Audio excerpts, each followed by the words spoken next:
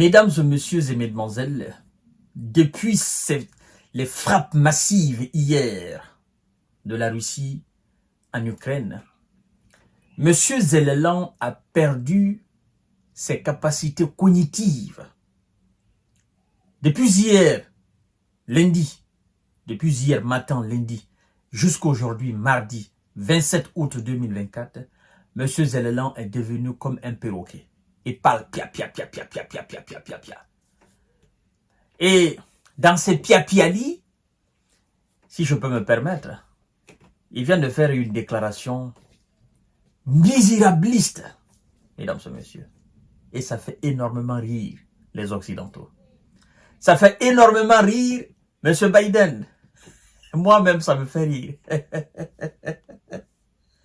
Mais avant de poursuivre le visionnage de cette émission, tâchez de partager la vidéo dans tous les groupes possibles. Abonnez-vous sur cette chaîne, Kanté J Visionnaire le vrai, et activez la cloche de notification pour ne plus rater mes émissions. Monsieur Zelensky, sur la question de l'incursion de ces éléments sur le territoire russe, alors qu'est-ce qu'il dit? Monsieur Zelensky dit, je cite, mesdames et messieurs, s'il vous plaît, partagez la vidéo dans tous les groupes possibles. Il dit, il ne s'agit pas d'une occupation, mais d'une opération défensive, a déclaré monsieur Zelensky au sujet de l'incursion de ces poulains sur le territoire russe. Et par la suite, il dit ceci. Nous cherchons à créer des zones tampons. Nous essayons d'empêcher l'occupation, nous cherchons d'empêcher l'occupation de nos terres.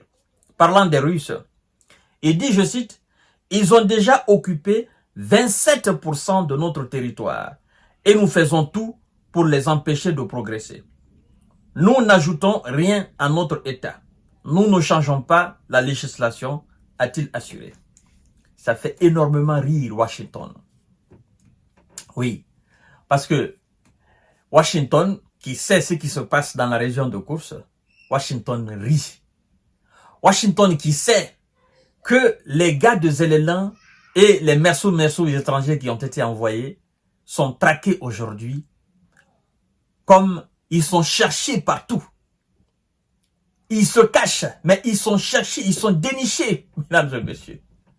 Et donc, quand lui parle, il dit, nous ne cherchons pas à occuper. C'est une opération défensive. Et il va plus loin en disant, nous cherchons à créer une zone tampon. Alors, vous savez pourquoi ça fait davantage rire les chancelleries européennes et américaines? C'est que la zone tampon, c'est une zone qui doit normalement vous permettre d'acculer votre adversaire à ne pas faire des actions offensives dans votre pays, dans votre camp, dans votre localité. C'est une zone de séparation, c'est une vaste zone, normalement, qui ne peut pas permettre à l'adversaire de rester de son côté et vous atteindre. Vous voyez pourquoi ça fait rire? Parce que, quand lui parle de zone tampon, on dit, mais, monsieur Zelensky, monsieur Vlado est resté chez lui la nuit de dimanche à lundi. Il a atteint ta propre ville, là où tu es, dans ta propre capitale, Kiev. Et vous voyez cette carte-là. Vous voyez là où il y a le point jaune là. C'est-à-dire, là où il y a le point jaune là, ça va jusqu'à 16. Donc, la Russie est restée en Grande Russie, est en mer Noire, et dans les positions occupées aussi, les 4 régions, elle est restée dans ces différentes zones, elle a mené ses frappes massives. Vous voyez la petite carte que j'ai mise ici. Elle a mené ses frappes massives dans toutes les grandes villes de l'Ukraine, y compris la capitale. Alors, dans ce cas de figure, mesdames et messieurs, un adversaire de cette taille, qui peut rester à des milliers de kilomètres, 10 000 kilomètres, 15 000 kilomètres, 8 000 kilomètres, 5 000 kilomètres, 4 000 kilomètres, qui peut effectuer des frappes de précision, de haute précision, dans vos petits villages, dans vos grandes villes. Est-ce qu'on peut parler de zone tampon face à un adversaire de cette taille. Mais non, on ne peut pas parler de zone tampon. Avec la haute technologie militaire d'aujourd'hui, ça ne sert à rien, M. Zelensky, de parler de zone tampon. Parce que si réellement les Russes veulent, ils peuvent rester en Sibérie, le Grand Nord, là où il fait froid, là, ils peuvent rester là-bas et atteindre des cibles dans le dernier village ukrainien vers la frontière polonaise. Vous voyez? Donc quand vous parlez de zone tampon, ça fait rire même vos propres alliés. On parle de zone tampon à une armée qui n'a pas la capacité de vous frapper dans les profondeurs. Mais c'est lui qui a la capacité de raser votre carte. Est-ce que vous pouvez parler de zone tampon à ce dernier? Mais non. Alors, mesdames et messieurs, vous-même, vous voyez, la fois dernière, quand j'ai dit que les hommes de Vlado ont occupé entre 23, 24, 25% du territoire de M. Zelensky, il y a des gens qui ont dit, mais d'où vous sortez vos chiffres là? Alors, aujourd'hui, mardi, parce que quand moi je donne souvent des informations, les gens pensent que je les invente. Non, non, non, non, non. Les informations nous viennent tout droit, soit de la Russie, soit de l'Ukraine, soit des États-Unis, soit de la Chine, soit de la France, de l'Allemagne. Les informations, tous les jours, il y a des informations. Et donc, les informations que nous vous donnons, c'est des informations que nous lisons. Nous passons notre temps à lire.